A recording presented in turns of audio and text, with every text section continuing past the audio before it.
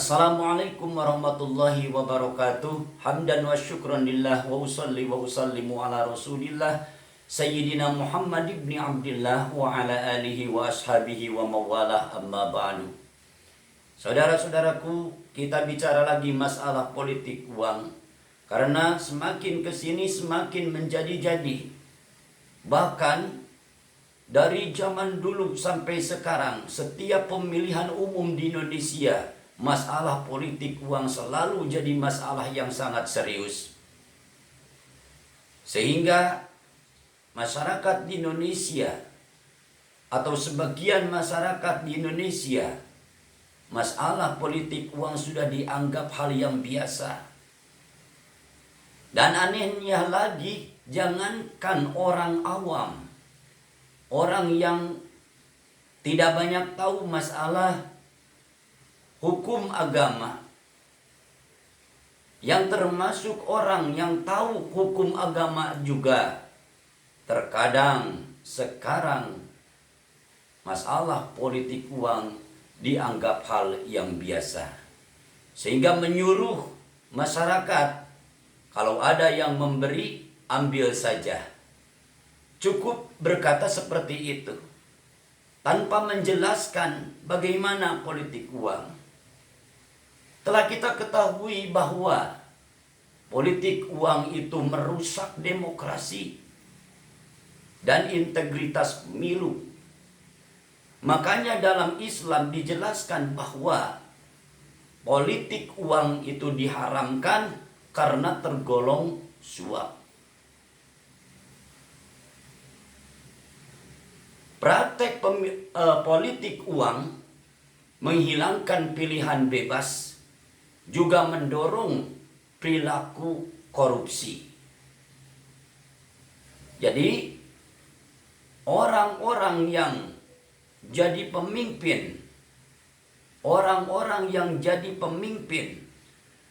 hasil menyuap, hasil menyogok, maka nantinya kalau dia menjadi pemimpin, menjadi penguasa, maka dia tentunya lebih dulu ingin mengganti apa yang telah dia keluarkan atau mereka keluarkan.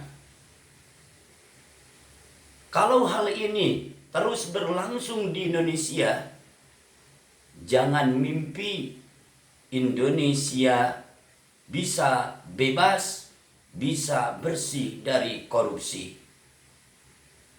Saudara-saudaraku yang dirahmati Allah Subhanahu wa Ta'ala, organisasi terbesar di Indonesia, Nahdlatul Ulama dan Muhammadiyah, telah sepakat, ulama-ulama Indonesia telah sepakat bahwa praktek politik uang itu termasuk suap. Dan semuanya telah mengetahui bahwa Rasulullah Shallallahu Alaihi Wasallam melaknat kepada orang yang menyuap dan menerima suap.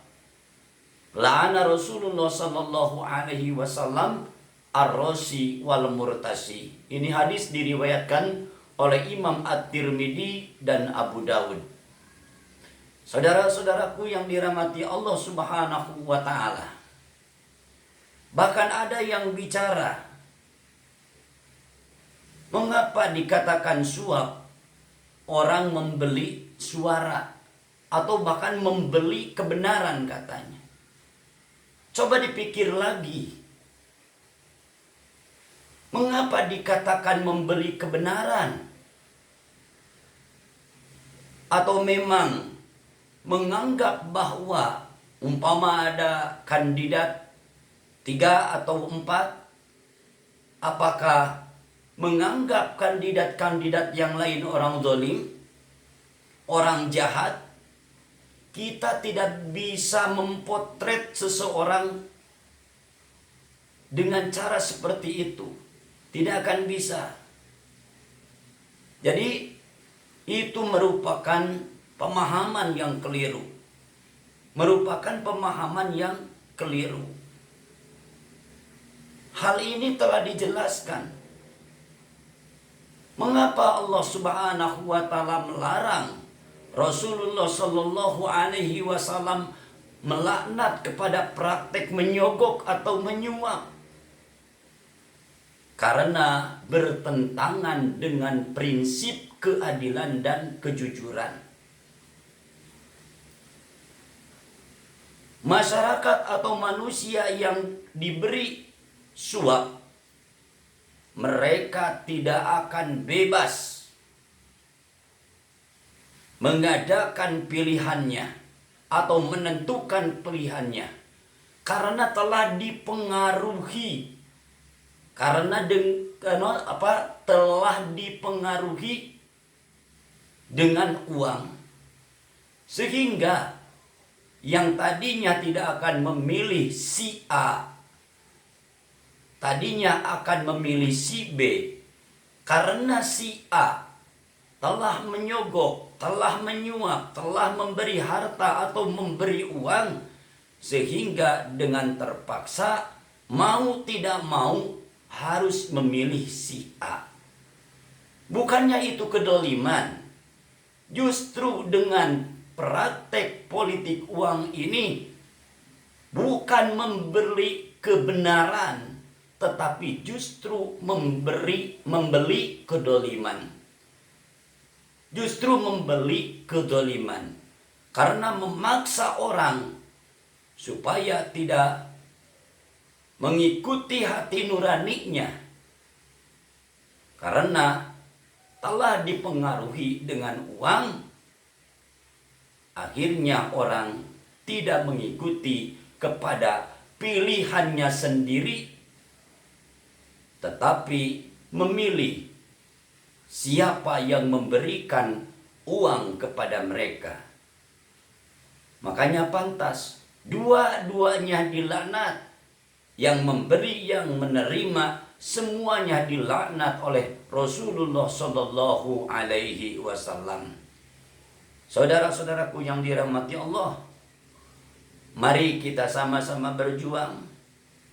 Masalah ini, kalau negara kita mau aman, kalau negara kita mau bersih dari praktek korupsi, dari kejahatan, maka minimal perangi, bersama-sama memerangi hal semacam ini.